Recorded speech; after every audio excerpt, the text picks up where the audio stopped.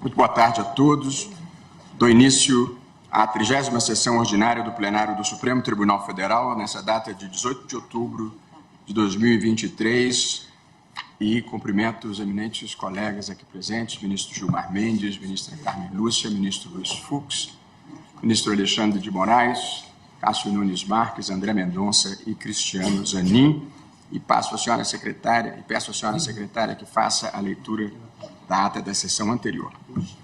Ata da 32ª sessão extraordinária do plenário do Supremo Tribunal Federal, realizada em 5 de outubro de 2023. Presidência do senhor ministro Luiz Roberto Barroso. Presentes à sessão os senhores ministros Gilmar Mendes, Carmen Lúcia, Dias Toffoli, Luiz Fux, Edson Fachin, Alexandre de Moraes, Nunes Marques, André Mendonça e Cristiano Zanin.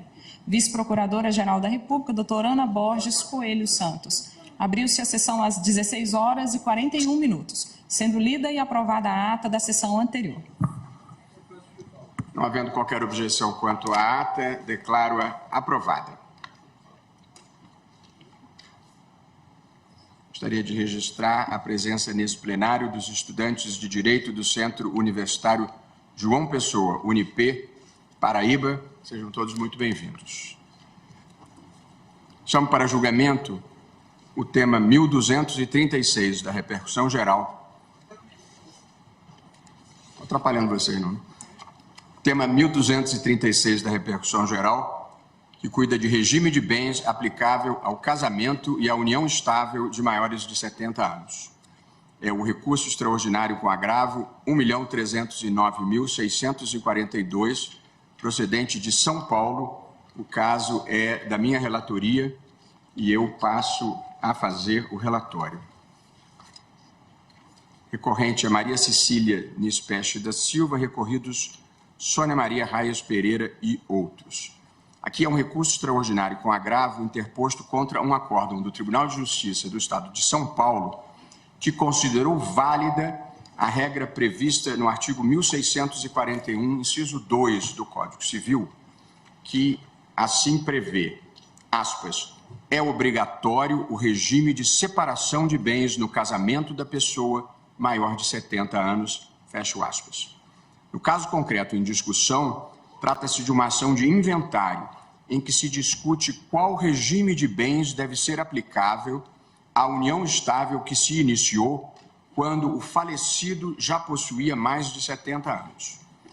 O juízo de primeiro grau declarou incidentalmente a inconstitucionalidade do artigo 1641, inciso 2, considerando aplicável à união estável o regime supletivo da comunhão parcial de bens, artigo 1725 do Código Civil.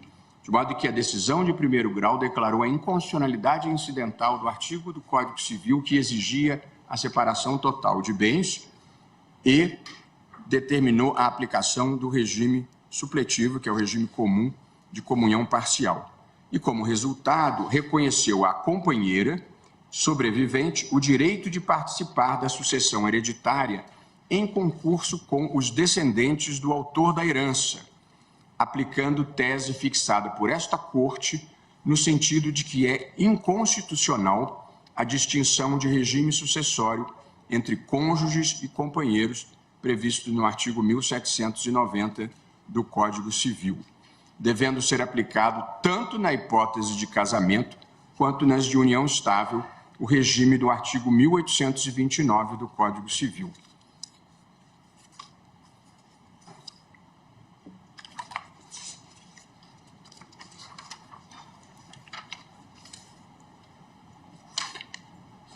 Portanto, nós temos aqui, em favor da constitucionalidade da norma, o argumento de que o legislador atuou com o objetivo de tutelar tanto o direito de propriedade dos maiores de 70 anos, quanto o direito de herança dos eventuais herdeiros, ambos protegidos nos termos da Constituição.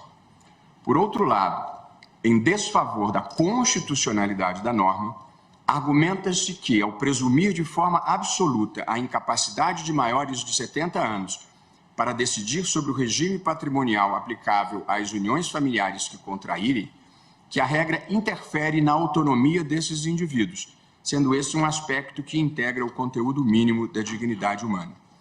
Levando-se em conta a elevação da expectativa de vida da população nas últimas décadas, a aplicação dessa regra potencialmente impediria a tomada de decisões por indivíduos plenamente conscientes de suas implicações. Assim, estariam em tensão os dispositivos que prevêem a vedação à discriminação contra idosos. E, portanto, por se tratar de uma questão nova e juridicamente complexa e socialmente relevante, eu selecionei esse caso para a estreia de uma experiência que é uma nova metodologia de julgamento nesse Supremo Tribunal Federal, que consiste em marcar uma data apenas para ouvirmos as sustentações orais e realizarmos a votação propriamente dita em momento posterior. Essa organização do julgamento permite que os diferentes argumentos e pontos de vista que serão apresentados oralmente na sessão de hoje possam ser considerados de forma mais aprofundada pelos ministros em seus votos e se possa ampliar o debate sobre o tema na sociedade antes da tomada de decisão pela Corte. Na verdade, no modelo tradicional que nós adotamos, nós chegamos aqui no julgamento já preparados para votar, já tendo estudado o processo e, frequentemente, com uma opinião já formada. Portanto, a experiência que nós estamos fazendo é ouvir as sustentações e as manifestações dos advogados antes da formação da convicção, o que me parece ser uma experiência que vale a pena testarmos. Aqui, no caso concreto, eu já descrevi e os fundamentos utilizados pela decisão impugnada foram os seguintes. Sobre a questão atinente ao artigo 1641, inciso 2 do Código Civil, observa-se que tal dispositivo é inconstitucional, já que fere os princípios da dignidade da pessoa humana e da igualdade previstos em norma constitucional. Isso decidiu o juiz de primeiro grau. O contraente com 70 anos ou mais é plenamente capaz para o exercício de todos os atos da vida civil e para a livre disposição de seus bens. Dessa decisão de primeiro grau, houve agravo de instrumento no Tribunal de Justiça e a decisão foi reformada, aplicando à união estável iniciada por pessoa de mais de 70 anos, o regime obrigatório da separação de bens, conforme o artigo 1641 do Código Civil. E concluiu que tal dispositivo é constitucional, porque a intenção do legislador ao restringir a autonomia da vontade foi justamente proteger a pessoa do idoso e dos seus herdeiros. A recorrente, então, interpôs os recursos especial e extraordinário. O especial não foi conhecido e nós estamos aqui decidindo o recurso extraordinário. Por 10 votos favoráveis, vencido o ministro Ricardo Lewandowski, o Supremo reconheceu a existência de questão constitucional e atribuiu repercussão geral à questão nos termos seguintes.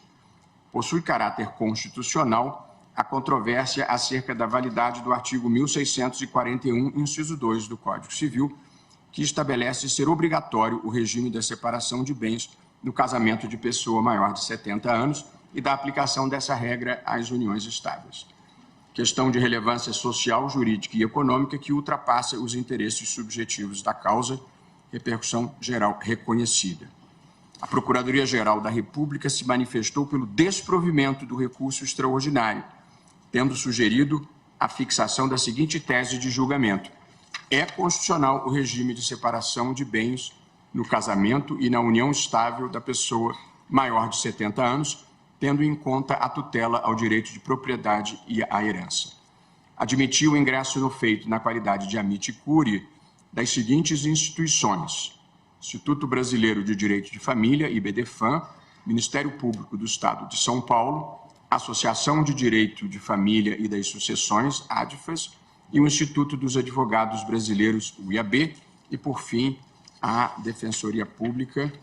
Portanto, nós aqui estamos debatendo a constitucionalidade do artigo 1641, inciso 2 do Código Civil, que impõe um regime de separação total de bens para o cônjuge maior de 70 anos, uma importante e recente discussão sobre etarismo e como ele deve ser aplicado pelos tribunais. Queria registrar a presença, deixei de fazer ao início, dos eminentes colegas que participam por videoconferência, ministro José Antônio Dias Toffoli e o ministro Luiz Edson Fachin. Muito boa tarde, obrigado pela participação. E agora nós fizemos uma divisão do tempo. Sim, mas inicialmente nós vamos começar com a intervenção do recorrido. Os recorridos. A eminente subprocuradora-geral da República abriu mão da sustentação, portanto, falará pelos recorridos Sônia Maria Raias Pereira e outros, o doutor Heraldo Garcia Vita. Não há pedido de sustentação pelo recorrente? Não. Portanto, doutor Heraldo Garcia Vita, muito bem-vindo à tribuna desse tribunal.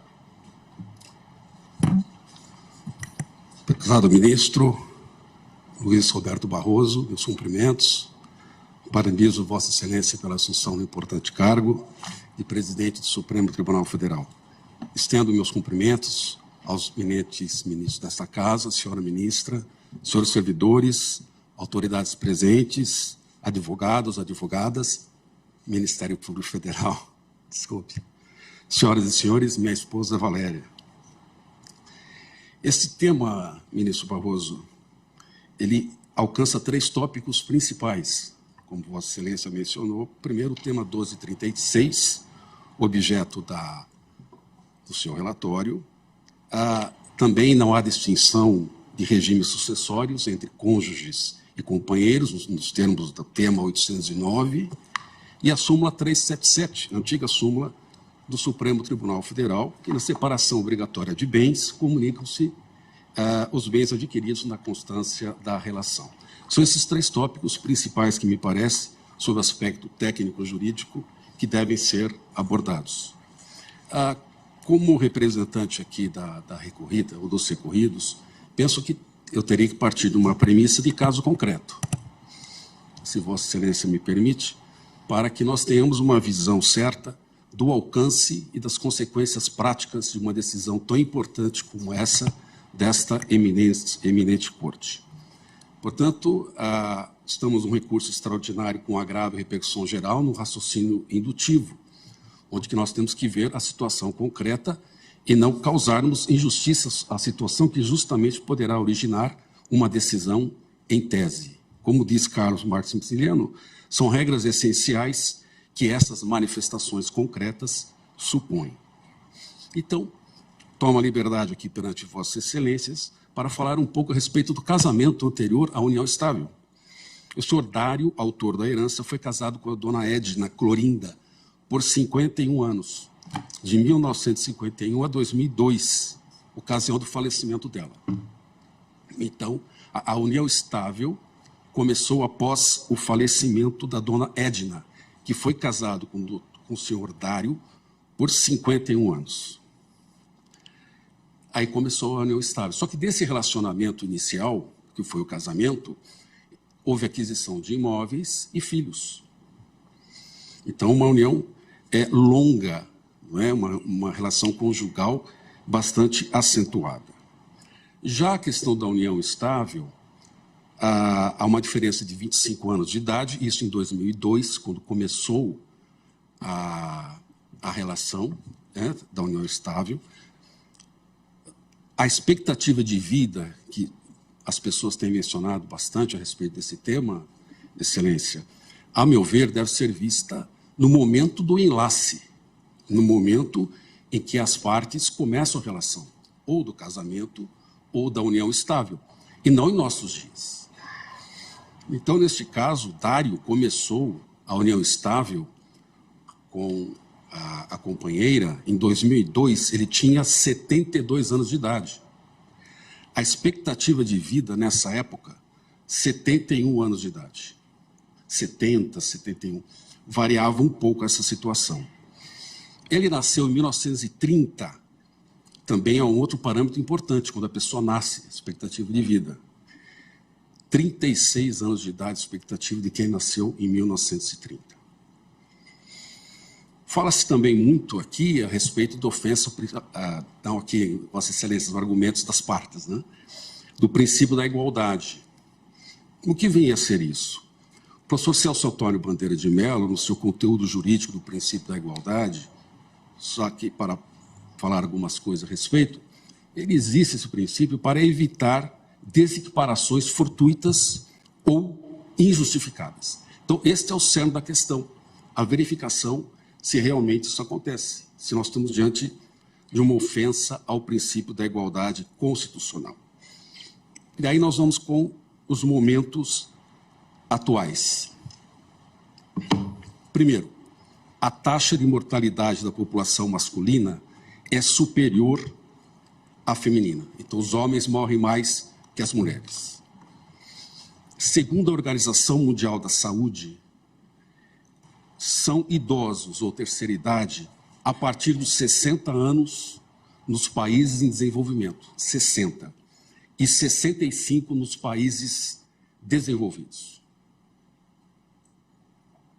Portanto, não chega nem aos 70 anos de idade aqui na OMS. O Ministério da Saúde. O perfil da saúde da população idosa é caracterizada por 3 tipos de problemas: doenças crônicas, problemas de saúde agudos decorrentes de causas externas e agravamento de condições crônicas. Muitos idosos lidam com doenças duradouras e enfrentam riscos de morte e doenças súbitas causadas por acidentes ou problemas agudos. Isso é o Ministério da Saúde trazendo essa informação. Então, o que se vê diante desse prisma é que as estatísticas, elas também favorecem muito a tese dos recorridos. Veja o IBGE. Entre homens e mulheres com 15 anos ou mais de idade, a taxa de analfabetismo era de 5,4% para mulheres e 5,9% para homens. A pesquisa mostra que quanto mais velho for o grupo populacional, maior é a proporção do número de analfabetos. Então, nós temos homem morrendo mais cedo, considerando 60 ou 65 anos de idade como pessoas idosas. Aliás, isso é uma interpretação sistemática, senhor ministro. 60 anos no direito brasileiro é considerado idoso. Pela Constituição, pelo Estatuto e por inúmeras normas que nós pesquisamos a respeito disso. E esta interpretação sistemática está ligada aos valores mencionados no livro de Vossa Excelência, quando se refere ao elemento teleológico. Também sob o prisma dos valores, a situação favorece, evidentemente, os recorridos na proteção ao idoso. Pois bem, e a situação da recorrente? Nós temos aqui, ela não ficará desamparada. Ela tem quase R$1 milhão no processo de inventário, R$928 mil. Os herdeiros estão reconhecendo, aplicando a súmula 377 do Supremo Tribunal Federal, que metade será destinada a ela na constância do casamento, ou melhor, da união estável. Então, isso já está nas últimas declarações no processo de inventário, uma situação concreta importante. Ainda dentro desse inventário, é preciso mencionar a prova de um testamento, evidentemente, em vida, do senhor Dário a um neto, em 2012. Ele fez um legado específico, um imóvel para um neto. Não contemplou a companheira em vida. Essa é uma autonomia da vontade que deve ser respeitada. Aliás, a autonomia da vontade deve ser respeitada nas suas ações e omissões. Como diz Kelsen, o direito ele tem uma função positiva e uma função negativa. Omitir-se também é uma forma de manifestação. Então, se outorgou um testamento voluntariamente em 2012 para um dos netos e não fez para a companheira, isso tem um fator muito importante e relevante. O Supremo Tribunal Federal, cuja relatoria do eminente ministro Gilmar Mendes, recentemente, 17 de dezembro de 2022, um processo lá da Paraíba, com o voto da eminente ministra Carmen Lúcia, aplicou o Estatuto do Idoso, disse que há uma adequação e pertinência e proporcionalidade da norma impugnada. Uma decisão recente do Supremo foi referida até no parecer do Ministério Público Federal. Foram 2 ADIs, na verdade, parelhas referente ao sistema financeiro nacional, mas com pertinência aqui a este caso. Já o Superior Tribunal de Justiça aplica a súmula 377, nós sabemos disso, e recentemente também reconheceu a constitucionalidade dessa questão por vias transversas e a aplicação da súmula 377, ou seja, os bens na constância do casamento, portanto, da união estável, seriam comunicados. Uma decisão bem recente agora, o RESP 2017. De qualquer maneira, como o tempo passa rápido, eu já vou me antecipar um pouco a respeito dos efeitos, solicitar a Vossas Excelências, com todas as vênias possíveis, dos efeitos da decisão do Supremo Tribunal Federal. A modulação dos efeitos, no base da legislação. Só assim nós teríamos condições de fazer justiça, baseado na legislação de regência e também na lei de introdução às normas do direito brasileiro, no artigo 24, que prevê justamente a impossibilidade das decisões administrativas e jurisdicionais atuarem com surpresa. E aqui nós temos uma surpresa não só jurisdicional, como as decisões várias, inclusive agora o Tribunal de Justiça de São Paulo, que reformou a decisão da primeira instância, e o Superior Tribunal de Justiça na aplicação da súmula 377 desta egrégia corte. Além dessa questão de jurisprudência, nós temos todo um elenco de normas legislativas que realmente contendem a possibilidade concreta de nós verificarmos uma modulação dos efeitos dessa decisão. Não só diante do efeito da situação concreta dos recorridos, mas em face de toda a população brasileira. O Código Civil de 1916, artigo 258, parágrafo único, já regulava a questão da idade, 60 e 55 anos. Bem, o Código Civil mudou essa situação. Só que antes de 1916, o Clóvis Bevilacqua, ele falou, olha, já havia essa situação de separação, só que era o regime dotal. A lei, um decreto, antes de 1916, exigia a evidente regime dotal para situações dessa espécie. Então, nós temos um decreto, um Código Civil, de 16, um código posterior, a mudança do código, né, com a lei de 2010, para 70 anos de idade. Essa sequência normativa, ela é toda importante para esta corte não causar surpresas ao jurisdicionado. A função do Supremo Tribunal Federal é apaziguar as relações sociais. Então, nesse sentido, é muito importante, caso cheguem à inconstitucionalidade da norma civil, que nós reputamos constitucional, as normas do direito privado, excelências, elas são imbricadas às normas do direito público, no que se refere ao direito de família e sucessões. Se nós pegarmos os livros de direito administrativo antigos, lá da Itália, eles costumam comentar direito de família. Por quê? Essa interferência da administração nas relações familiares. E no Brasil, a interferência jurisdicional, por força do artigo 5º e da legislação também. E um ponto que eu gostaria de destacar, além desta ligação do direito privado com o direito público, que é importante no direito de família, no direito de sucessões, há uma... Fala-se muito, eu tenho mais alguns minutinhos apenas, mais 3 minutos, fala-se muito em... Obrigado. Fala-se muito em incapacidade dos maiores de 70. Parcial, não é o caso. Chama-se legitimação. É outro conceito jurídico. Então, eu sou incapaz porque eu tenho 63 anos. Alguns de Vossa Excelência seriam incapazes porque passou dos 70? Absolutamente não. Não é esta a questão. Foi um ponto que o legislador escolheu, dizendo, olha, aqui não vai. A sua autonomia da vontade vai até um certo ponto, além do qual não pode passar. É uma questão só, não tem um enfoque de capacidade, é legitimidade, é um ponto que várias nações seguem isso vem de longa data da interferência do legislador no direito privado.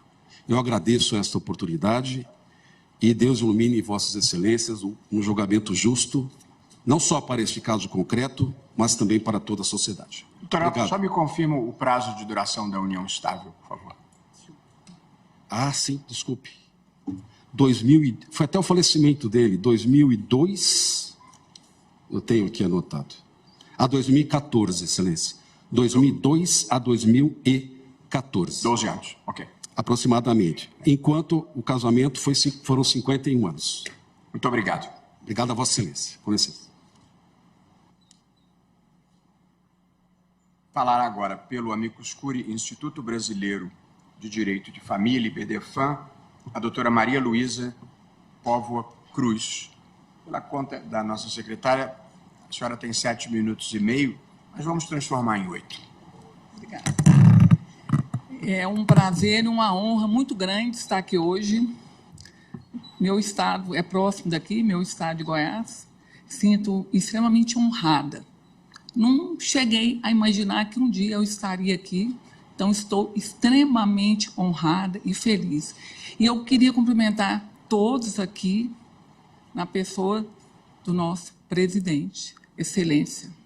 Sintam-se todos cumprimentados por ele. Meus colegas advogados, estagiários, todos que estão aqui, meu muito obrigada.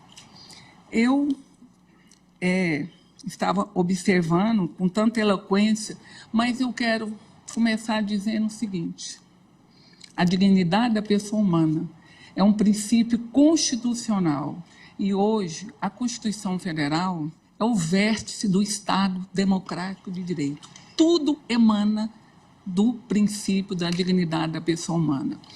Na vigência do Código Civil de 16, onde buscava a questão extremamente patrimonial, o Código de 16 de 2002 ainda veio com a reminiscência dessa época. Norma, valor, fato da teoria tridimensional. Algumas coisas, eu acredito, ministro, que foi em decorrência da demora da tramitação. Então, ele não trouxe o arcabouço da Constituição Federal para dentro do ordenamento do direito civil. Pois bem, e quando faço a leitura do 1641 do Código Civil, inciso 2, eu vou lá na parte da capacidade, onde, em momento da minha vida, eu, aos 70 anos de idade, não posso mais praticar qual ato da vida civil? Um casamento. Eu não posso escolher o meu regime matrimonial. Sobre qual fundamento? Um fundamento eminentemente patrimonial. A herança, o direito dos herdeiros que possam ficar. Ou então vamos entender que o idoso tem uma capacidade de raciocínio reduzida em relação ao afeto. Pois bem, fere de morte a dignidade da pessoa humana. É um artigo preconceituoso. E eu quero dizer, se eu me casar aos 70 anos, nesse regime, e eu quiser aquinhoar meu cônjuge ou meu companheiro, eu posso fazer. Por um ato um testamento, que é um dos atos mais revestido de solenidades que é o casamento. Pois bem, é como se dissesse que o idoso, ele é comprometido na questão afetiva. Pois bem, eu quero ler uma parte aqui, pequena aqui, e dizer o seguinte: a intervenção do Estado é excessiva, privilegiando, ministro, o aspecto patrimonial do existencial, invade uma autonomia privada regular. Eu posso exercer a minha atividade de magistrado até os 75 anos. Eu posso exercer a advocacia até o dia em que eu vou ter condições que a nitidez mental me leve a isso. Pois bem, e aqui eu digo aos senhores, eu estou com 65 anos. Será que daqui 5 anos eu não vou ter condições de escolher, eu quero casar com uma determinada pessoa, ministro? Por quê? Não, você não tem. Você tem condições de testar, você tem condições de advogar, você tem condições de fazer doação. E se eu, ministro, quiser, para esse meu companheiro, fazer um testamento, eu faço minha parte toda disponível para ele. Então, para que esse excesso? Buscar o direito patrimonial confrontando com o direito da dignidade da pessoa humana. E aqui, no mundo em que vivemos, no estágio em que se encontra nossa sociedade, o artigo 1641-2 do Código Civil, ele fere de morte a dignidade da pessoa humana, fere de morte o idoso. É como, aos 70 anos, eu não pudesse ter capacidade de exercício de fato. Essa capacidade, ela é tolhida aos 70 anos de idade. Não tem como, Excelência, isso sobreviver. E eu quero dizer o seguinte: nós devemos compreender que a idade cronológica, ministro, ela não deve ser um parâmetro único, absoluto, para definir quem é velho ou não. E eu quero dizer para os outros julgadores, Excelências, aqui, que a pessoa jovem também, ela se fragiliza na questão amorosa. Muitos jovens que não têm ainda 40 anos de idade se fragilizam e se deixam levar embriagado no amor, no crepúsculo do amor. E o que acontece? Também o patrimônio vai embora. Mas isso aí, quem vai cuidar do meu patrimônio sou eu, não é o poder público, não é o Estado intervencionista nessa questão.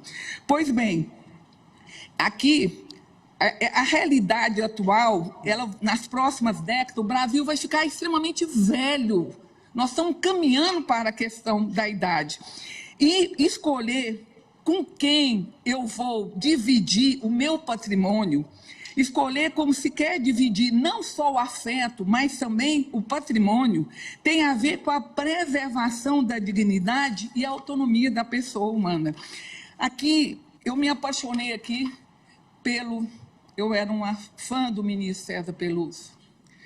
E aqui, num lei case dele, ele disse o seguinte: lei que, com o propósito racional de guardar o patrimônio de algumas pessoas contra as fraquezas da submissão amorosa, priva-as de todas de exercitarem a liberdade jurídica de dispor de seus bens, de pautar de suas ações íntimas, recentes de nexo de proteção entre o objetivo legítimo, que está na tutela dos casos particulares de debilidade senil.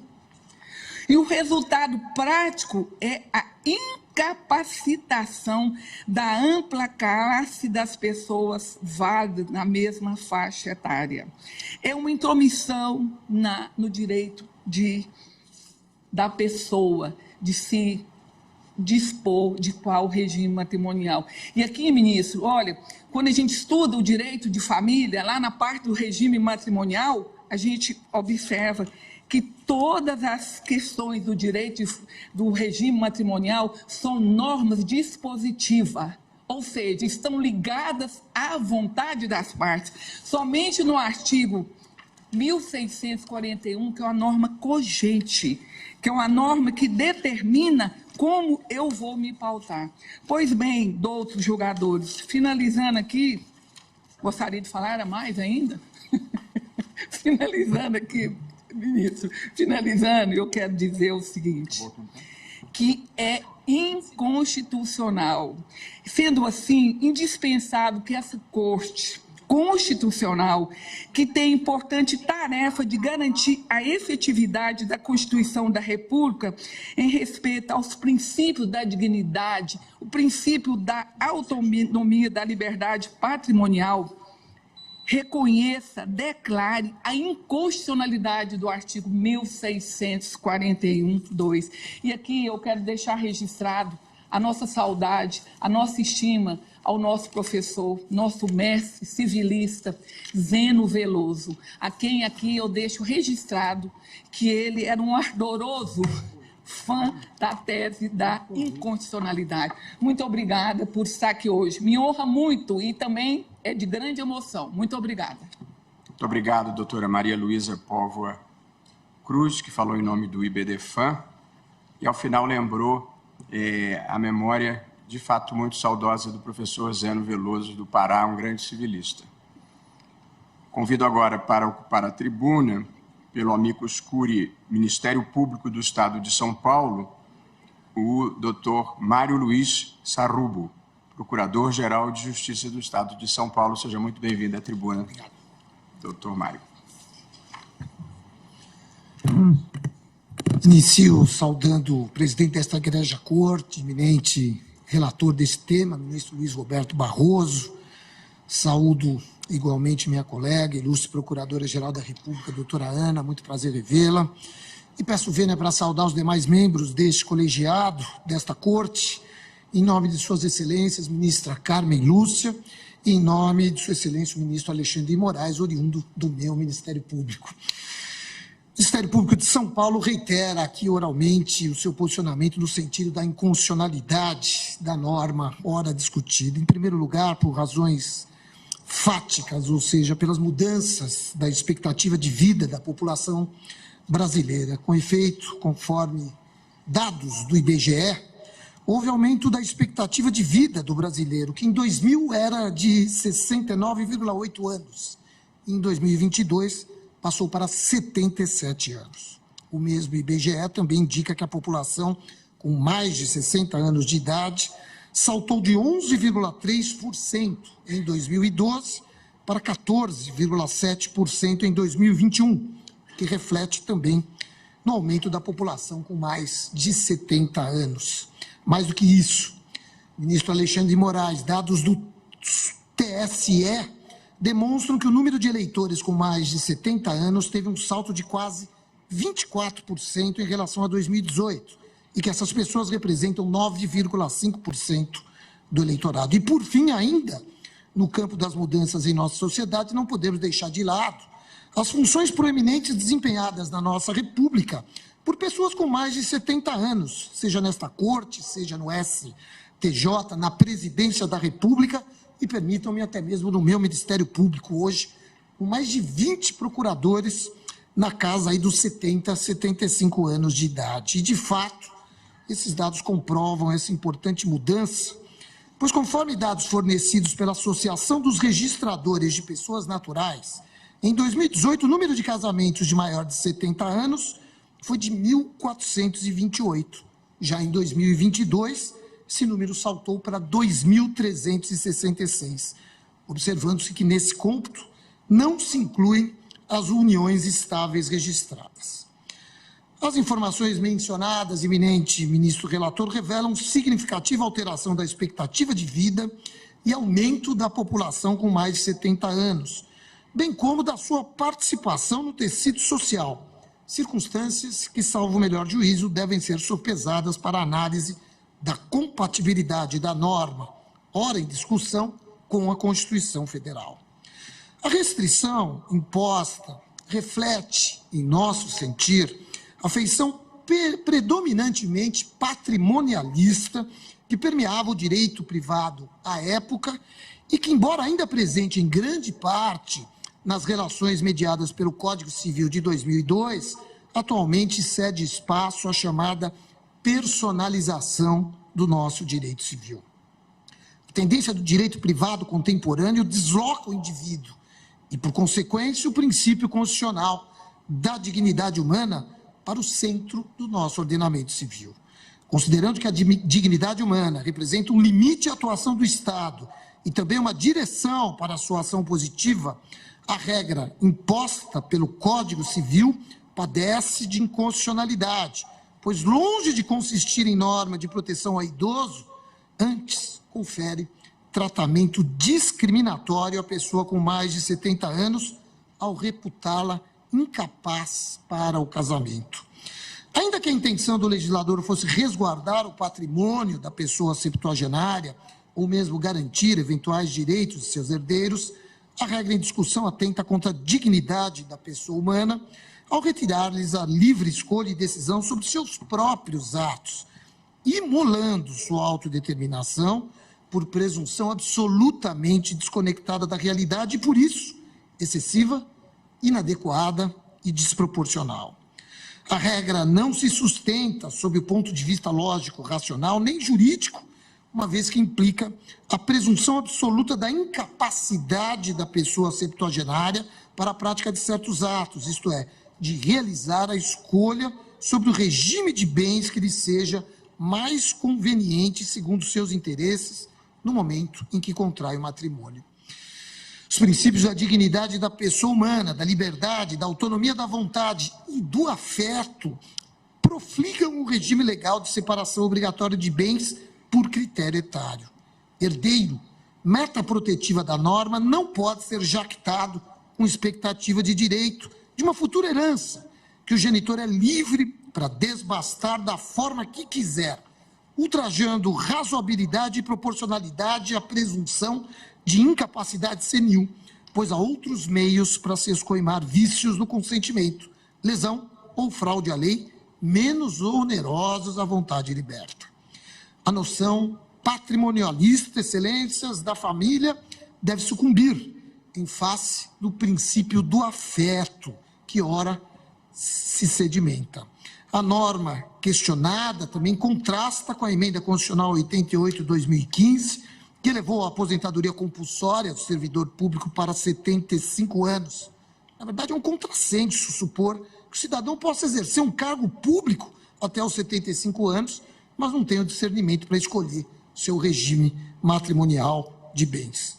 Padece de razoabilidade conferir à pessoa com mais de 70 anos de idade capacidade eleitoral, ativa e passiva, mas reputá-la incapaz para eleger o regime de bens do próprio patrimônio. Realço ainda que a norma discutida é incompatível com o Estatuto da Pessoa Idosa, notadamente em seu artigo 10º, parágrafo 2º, que projeta o direito ao respeito, mediante a inviolabilidade da integridade física, psíquica e moral, abrangendo a autonomia, dentre outros, ao idoso. Concluo que o inciso 2º do artigo 1641 do Código Civil encerra a norma que não assegura os direitos fundamentais da pessoa idosa, antes impondo-lhe limitações na esfera de direitos, afigurando-se, portanto, inconstitucional, por violação aos princípios de dignidade humana, liberdade, razoabilidade e proporcionalidade. Faço ao exposto, em nome do Ministério Público de São Paulo, a qualidade de amicus curiae, requeremos a fixação da seguinte tese: é inconstitucional o inciso 2º do artigo 1641 do Código Civil. Muitíssimo obrigado. Muito obrigado, doutor Mário Luiz Sarrubo, que, sustentando a mesma posição do IBDFAM, postula pela inconstitucionalidade do dispositivo em questão. Falará agora, pelo amicus curiae Associação de Direito de Família e das Sucessões, ADFAS, a doutora Regina Beatriz Tavares da Silva. Muito boa tarde, seja bem-vinda à tribuna. Uma boa tarde, excelentíssimos ministros, que cumprimento na pessoa do presidente desta Egrégia Corte, também relator no presente recurso, ministro Luiz Roberto Barroso. Ilustríssima procuradora, doutora Ana Borges, prezados colegas, senhores servidores, representantes institucionais, estudantes de direito. O tema 1236, formulado regime de bens aplicável no casamento e na união estável de maiores de 70 anos, tem em seu debate a constitucionalidade ou não do regime da separação obrigatória daqueles que se casam com mais de 70 anos, estabelecido no artigo 1641, inciso 2º do Código Civil, tendo em vista, nas palavras da própria formação do tema de repercussão geral, o respeito à autonomia e à dignidade da pessoa humana. O parecer da Procuradoria-Geral da República tem argumentos irrefutáveis pelo desprovimento do recurso extraordinário. Enfatiza a harmonia entre os valores tutelados na norma, com sua aplicação ao casamento e à união estável, sendo constitucionalmente legítimo, nas palavras da Procuradoria-Geral da República, o uso da idade em face do princípio da igualdade material, da dignidade da pessoa humana e da proteção da pessoa idosa. A ADFAS também defende a constitucionalidade do artigo 1641, inciso 2º do Código Civil. Tendo em vista a realidade da maior parte dos brasileiros, que não é aquela de muitos dos que aqui estão. A realidade dos brasileiros idosos menos afortunados, que têm somente o patrimônio e os recursos suficientes para viver com dignidade até o final de suas vidas, consumindo-os até o final de suas vidas, a maior faixa da população. Portanto, olhamos para o bem-estar da pessoa idosa e não é nosso principal fundamento o direito à herança dos filhos ou outros herdeiros necessários. Lembro sempre, em todas as sustentações orais que fiz aqui nesta Suprema Corte, da doutrina do excelentíssimo ministro Luiz Roberto Barroso. Numa de suas obras, Interpretação e Aplicação da Constituição, em que enfatiza que a declaração de inconstitucionalidade de um dispositivo legal há de ser manifesta, flagrante e incontestável. No presente tema de repercussão geral, não há mandamento constitucional que suporte a declaração de inconstitucionalidade do artigo 1641, inciso 2º do Código Civil. O debate doutrinário não é de hoje. O pensamento de que a obrigatoriedade do regime da separação seria uma restrição atentatória à liberdade já constava da obra do professor Silvio Rodrigues, que expunha o seguinte: uma das vantagens da fortuna consiste em aumentar os atrativos matrimoniais de quem a detém. Portanto, concluía o ilustre professor, não há inconveniente social de qualquer espécie em permitir que um sexagenário ou uma sexagenária, leia-se septuagenários, se casem pelo regime da comunhão. Por outro lado, o também ilustre professor Washington de Barros Monteiro, a respeito do direito à liberdade, já dizia que a liberdade, sem dúvida, é o poder de fazer tudo o que se quer, mas nos limites resultantes do ordenamento jurídico. E citava todos os impedimentos matrimoniais, a fidelidade, que impede as relações sexuais fora do casamento, inclusive reconhecida por esta Suprema Corte nos temas 526, de relatoria do ministro Alexandre de Moraes, e no tema 529, de relatoria do ministro Dias Toffoli. Bem justificou o senador Josafá Marinho no projeto de Código Civil, dizendo que a norma é prudência legislativa em favor das pessoas. Nessa fase da vida, presumivelmente, o patrimônio de um ou de ambos os nubentes já está estabelecido. O consórcio não se dá no início ou durante a atividade laborativa. E a igualdade material justifica plenamente ao Estado intervir para corrigir distorções advindas da faixa etária.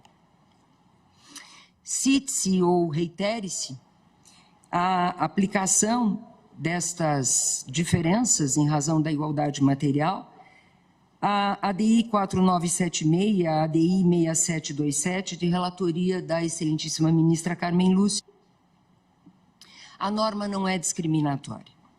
O dispositivo é protetivo à pessoa idosa, em cumprimento à tutela especial que é imposta pelo artigo 230 da Constituição Federal.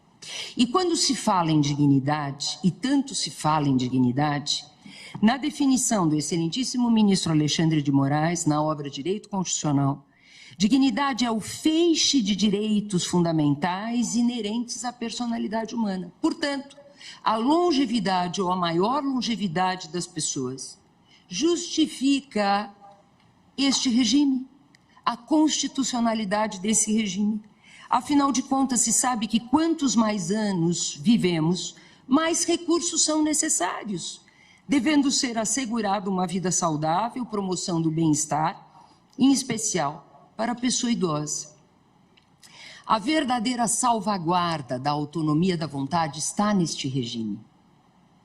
É somente no regime da separação que há uma plena autonomia na administração do patrimônio. É somente nesse regime que cabe a venda ou alienação de bens, inclusive por doação, sem o consentimento do cônjuge. É somente nesse regime que podem ser propostas ações que versem sobre direitos reais sem o consentimento do cônjuge. É somente nesse regime que é imposta a contribuição de ambos para a manutenção da vida em comum. É somente nesse regime que as dívidas não se comunicam ao cônjuge. Portanto, privação da liberdade, privação da autonomia da vontade haveria isto sim, se não fosse permitida à pessoa idosa a livre administração de seus bens. Doutora Regina, eu precisava que Vossa Senhoria concluísse. Só gostaria de falar, por fim, da interpretação da súmula 377 do Supremo Tribunal Federal, feita pelo Superior Tribunal de Justiça e ali pacificada. O cônjuge da pessoa idosa não terá prejuízos e a pessoa idosa não terá um enriquecimento indevido, já que a sociedade de fato, se provada, obviamente, deverá ser considerada em benefício daquele que forneceu capital ou trabalho para a construção do patrimônio que ficou em nome da pessoa idosa. E da aplicação à união estável, inclusive em razão do julgamento desta Suprema Corte nos temas de repercussão geral 498 e 809, na equiparação da união estável ao casamento. Muito obrigada pela atenção dispensada. Muito obrigado à senhora doutora Regina Beatriz Tavares da Silva, que falou em nome da Associação de Direito de Família e das Sucessões, defendendo a posição da constitucionalidade do dispositivo em questão. Muito obrigado. Obrigada. Chamo agora à tribuna, pelo amicus curiae Defensoria Pública da União, o doutor Gustavo Zorteia da Silva, que é defensor público federal. Sempre bom tê-lo na tribuna.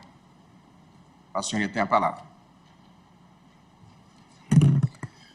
Eminente ministro Roberto Barroso, presidente dessa Suprema Corte, relator deste ARE 1309-642, eminentes senhores ministros, eminente ministra Carmen Lúcia, eminente vice-procuradora-geral da República, boa tarde a todas e todos. A Defensoria Pública da União fala nessa tribuna como amiga da Corte e o faz em defesa das pessoas idosas. E, excelências, defender as pessoas idosas não é defender a constitucionalidade deste artigo 1641, inciso 2º do Código Civil, mas justamente a inconstitucionalidade desta regra, que é marcada por dois aspectos muito claros, que caracterizam diversas violações à Constituição da República.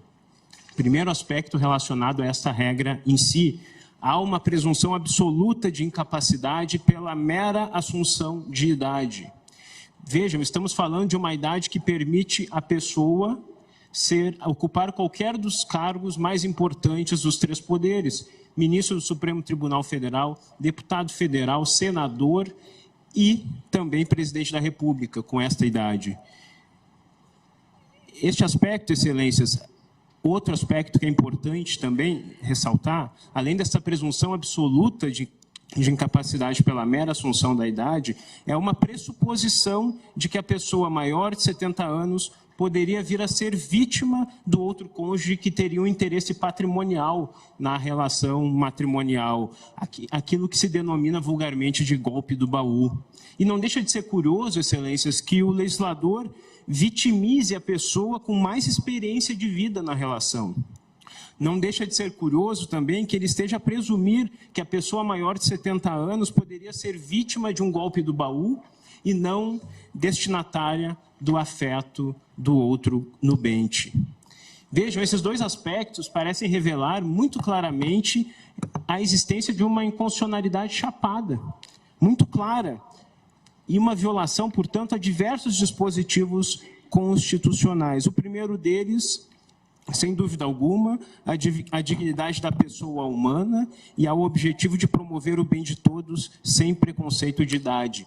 Excelências, por conta da idade se está a presumir de forma absoluta uma incapacidade. Aqui eu me permito discordar do advogado dos recorridos que veio à tribuna.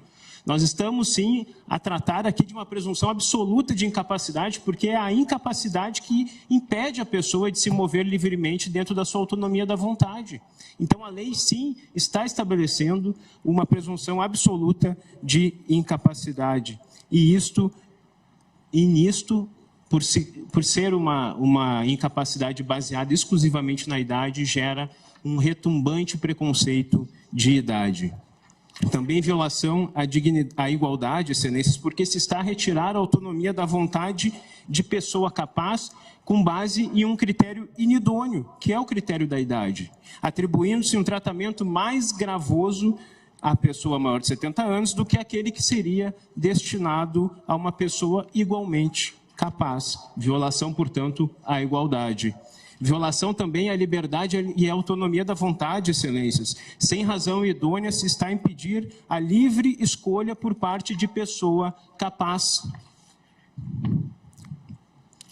Falamos também da violação ao devido processo legal, porque se está a criar uma incapacidade de exercício de direito por lei sem o devido processo legal. Violação ao direito à propriedade, se está a impedir sem razão idônea que o maior de 70 anos, ao eleger o regime patrimonial, possa dispor de seu patrimônio como melhor lhe aprouver. Também muito importante a violação à liberdade de conformação das famílias, que pode ser depreendida do artigo 226 caput, parágrafo 8º da Constituição da República.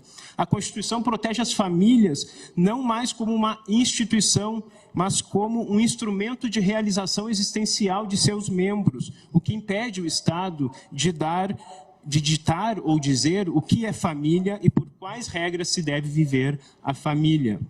Vejam, então, que há uma interferência indevida do Estado na construção e formação do próprio relacionamento do casal, que naturalmente abarca a questão patrimonial. Por fim, excelência, eu gostaria também de mencionar, aproveitando o tempo que me resta, um aspecto que surge não da regra em si, que foi agora por mim abordada, mas da aplicação da regra. E da aplicação da regra surge uma discriminação indireta de gênero contra mulheres. Embora a regra não faça uma distinção entre homem ou mulher maior de 70 anos, é possível identificar, na aplicação desta regra, uma discriminação indireta de gênero que se impõe às mulheres. Em um contexto de patriarcado, em que historicamente foram os homens que tiveram acesso ao patrimônio, a regra combate as ditas arrivistas, alpinistas sociais, viúvas negras, ou seja, qual for o rótulo pejorativo que se utilize. A regra, no contexto patriarcal, destina-se a evitar que o homem dissipe o patrimônio em favor de tais mulheres. A regra, no contexto patriarcal, ela atinge com maior impacto as mulheres que venham a casar com homens maiores de 70 anos e que ficam impedidas de integrar um relacionamento pautado pela livre eleição do regime patrimonial de casamento. E sobre esse aspecto das discriminações indiretas que surge da aplicação da regra no contexto do patriarcado, excelências, há também, evidentemente, uma violação à igualdade. Essa perspectiva de gênero também remete à violação à igualdade por conta do impacto desproporcional nas mulheres. Com base nesses argumentos, excelência, a Defensoria Pública da União sustenta a inconstitucionalidade do artigo 1641, inciso 2º do Código Civil, agradecendo a atenção de vossas excelências. Muito obrigado, doutor Gustavo Zorteia da Silva. E com isso nós concluímos as sustentações orais deste caso. E a revelar que a questão é complexa e controvertida, nós tivemos uma decisão de primeiro grau em um sentido, a decisão de segundo grau em outro sentido, e aqui tivemos a sustentação compreensível do recorrido num determinado sentido, da Defensoria, do IBDFAN, do Ministério Público de São Paulo, no sentido da inconstitucionalidade, e da Associação de Direito de Família e Sucessões pela constitucionalidade. Agradeço a todos a colaboração com a Corte, apresentando os argumentos, que agora teremos mais tempo para refletir e, em breve, trarei o processo ao plenário para julgamento. Portanto, declaro encerrado esse julgamento. Pois não, perdão, ministro Luiz Edson Fachin. Presidente, cumprimentando Vossa Excelência, ministra Carmen Lúcia, os eminentes pares, peço apenas licença para saudar essa metodologia que, já neste primeiro caso, sustentações orais, está se revelando bastante proveitosa e frutífera. Ao invés de iniciarmos os julgamentos com formações cognitivas já realizadas, iniciamos o julgamento com dúvidas e interrogações cujas respostas vão ser buscadas não apenas nos autos, cujo exame primeiro já fizemos, na revisita aos autos, e no prestigiamento das sustentações orais, como nós tivemos hoje aqui, com elegância e firmeza, em sentidos, obviamente, opostos. De um lado, presidente, não é apenas uma inovação metodológica que merece os nossos cumprimentos, e de outro, ainda mais importante, creio que o conceito de causa madura, do amadurecimento da controvérsia, ganha bastante espaço. Por exemplo, no dia de hoje, todos nós aqui ouvindo as sustentações orais, certamente iremos buscar o desempenho do respectivo ônus argumentativo para mostrar se estamos diante de uma restrição à autonomia privada desproporcional ou se ela é adequada. Quem sustenta a constitucionalidade certamente se empenhou em mostrar que ela é adequada. Quem sustenta a inconstitucionalidade procurou se empenhar em demonstrar a incompatibilidade desta regra diante da tábua normativa de princípios e, portanto, de normas que estão na Constituição. Portanto, presidente, a intervenção é apenas para louvar a iniciativa de Vossa Excelência, bem como as sustentações orais. Muito obrigado. Muito obrigado, ministro Luiz Edson Fachin, que se encontra em Freiberg, num evento acadêmico de juízes de Supremas Cortes e professores representando, e certamente bem representando, o Supremo Tribunal Federal. Portanto, está suspenso esse julgamento e o retomaremos em breve, como será anunciado.